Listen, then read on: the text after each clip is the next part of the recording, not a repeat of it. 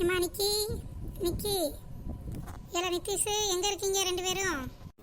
ஏம்மா எதுக்கு கூப்பிட்டீங்க? சொல்லுங்கம்மா. ஏன் அந்த ரூமில் ரெண்டு பேர்த்துக்கு யூனிஃபார்ம் தைச்சி வாங்கிட்டு வந்துட்டேன். போட்டு பாருங்கள் சரியாக இருக்கா இல்லையான்னு.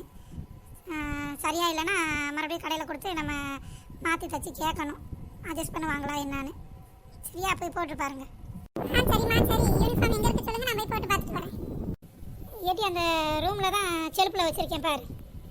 சரிம்மா. அம்மா என்னோட யூனிஃபார்ம் எங்கே இருக்கு? இல்லை உன்னோடதும் அங்கே தான் இருக்குது பாரு, ரெண்டு பேரோட சேர்ந்து தான் இருக்குது. அவரோட தான் எடுத்துகிட்டு போய் போட்டு பாருங்கள். ஒரே கட்டப்பையில் பேர் போட்டு இருக்கும் பாரு, தனித்தனியாக ஒரு கவரில்.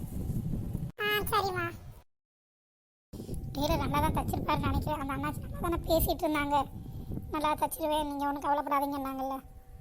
சரி பார்ப்போம் எப்படி தான் தைச்சிருக்காங்கன்னு. இந்த பிள்ளைகளுக்கு கரெக்டாக இருந்தால் நல்லது தான், இல்லைன்னா நம்ம இன்னொரு தடவை அலையணும், நமக்கு அலைச்சலாக போயிடக்கூடாது. என்ன இன்னும் இந்த பிள்ளைகளை ரெண்டையும் ஆளை காணோம், என்ன தான் செய்யுங்களோ. கலர் ட்ரெஸ் போட்டாலும் லேட் ஆக்குதுங்க, யூனிஃபார்த்தை போட்டாலும் லேட் ஆக்குதுங்க. ஏம்மா எப்படி இருக்கு? நீ என்னட்டி அண்ணனுக்குரிய பேண்ட் எடுத்து போட்டுட்டு வந்திருக்க? ஏம்மா என் பேர் போட்டதில் இதாம்மா இருந்துச்சு, அதான் நான் இதை தூக்கி போட்டுட்டு வந்திருக்கேன்.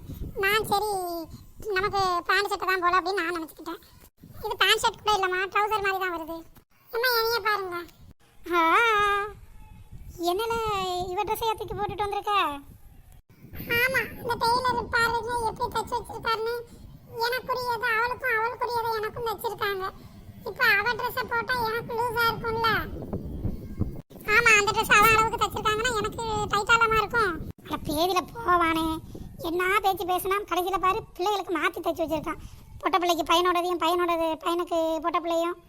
சரி ஏன் தான் இந்த வரத்துக்கு வர்றாங்களோம்மா. நம்ம என்ன சொல்கிறோன்றதையே புரியாமல் அவர் இஷ்டத்துக்கு தைச்சி வச்சுருக்காரு. இன்னைக்கு இருக்கட்டும், போய் என்னான்னு கேட்போம். ஆமாம்மா விட்றாதீங்க, போய் என்னன்னு கேளுங்க. சரி இருக்கட்டும், அப்படியே மடித்து வைங்க. நான் வேலையெல்லாம் முடிச்சுட்டு சாயந்தரமாக போய் என்ன ஏதுன்னு கேட்டுட்டு வரேன். இதில் போய் இன்னைக்கு மாற்றி தராமல் மட்டும் இருக்கட்டும், அதுக்கப்புறம் இருக்கு அவனுக்கு.